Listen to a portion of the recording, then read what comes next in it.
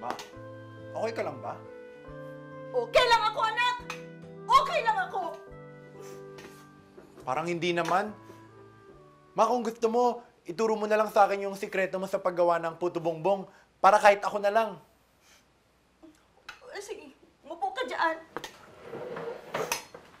Ganito, Ona. Kunin mo ang lahat ng kailangan mo, anak. Yung totoong kailangan mo, ha? Dahil mahal mo. Hindi yung mahal mo dahil kailangan mo. Mahal? Anak, pag gumagawa ka ng puto bongbong, kailangan may pagmamahal talaga yan. Second, yung malagkit na binabad mo. Di ba, binabad mo nila magdamag?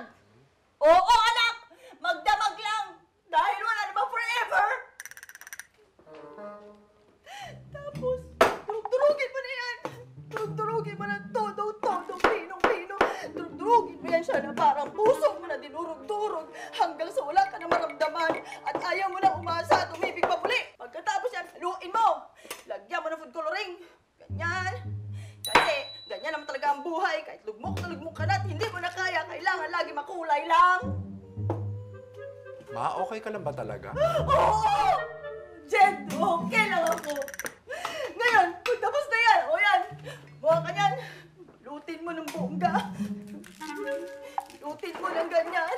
Ikuskus mo na, ikuskus mo. Todo ba? Todo ba? Ikuskus mo talaga, ikuskus. Parang yung mukha na makapal niya yung kinukuskus mo, ganun. Nino po, si Mang Joseph po ba tinutukoy nyo? Ayoko na! Ayaw ko na! Ikaw na magtuloy niyan! Ngayon, ipa-steam mo yan sa kumukulong tubig yung hayop na yan! Diyan. Anong gagawin ko?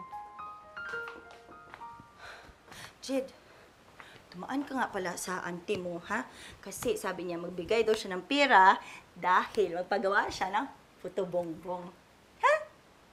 Ay, pupunta ka ng anak ko. Mabuti na lang nagmana ka sa akin, bebe. Love you.